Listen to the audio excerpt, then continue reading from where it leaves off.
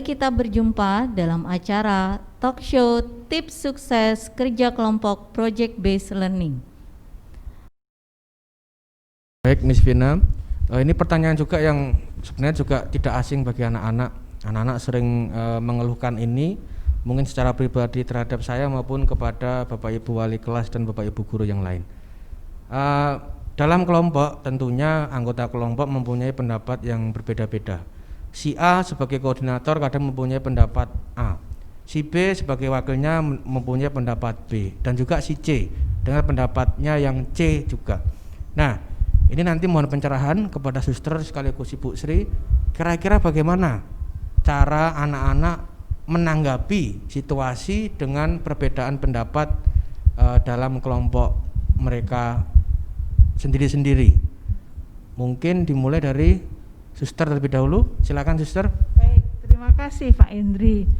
Di sini anak-anak harus, yang pertama adalah ada kerelaan untuk berbagi dan menyimpulkan pendapat agar menjadi pendapat yang satu dalam kelompok.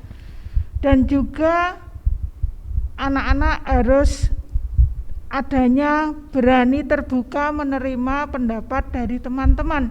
Jadi tidak egois. Contohnya, ini pendapatku, terus ada teman kalian juga menyampaikan pendapat, tapi saya nggak mau mendengarkan pendapat dari teman-teman. Yang dipakai adalah pendapat saya. Itu tidak baik di dalam kita mengerjakan tugas dalam satu kelompok. Nah, di sini adalah dibutuhkan yaitu kembali kerelaan untuk berbagi. Mungkin Bu Sri menambahi? Ya,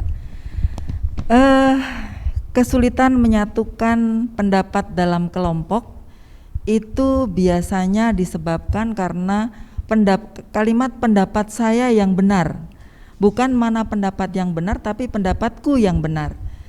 Nah, kalau kita sudah memulai diskusi kelompok dengan pendapatku yang benar, itu tidak akan bisa satu pendapat itu. Nah, solusinya yang perlu kita cari adalah mana pendapat yang benar, bukan saya yang benar, tapi mana pendapat yang benar.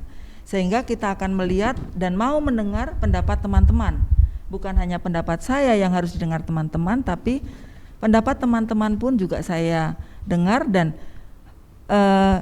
dengan kesepakatan bersama dicari pendapat yang paling benar.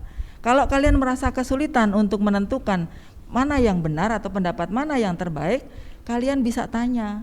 Apakah itu tanya kepada guru atau mungkin tanya kepada teman lain yang mungkin lebih tahu.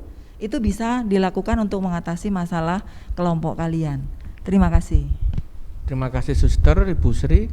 Kalau boleh saya simpulkan, sebenarnya kata kuncinya sederhana ya suster Ibu Sri, hanya tidak egois. Tidak egois, bagaimana kita mencoba membuka diri untuk mencari pendapat yang paling benar, bukan mencari pendapat saya atau menguatkan pendapat saya harus benar, tidak. Tetapi sekali lagi mencari pendapat yang paling benar dalam kelompok itu.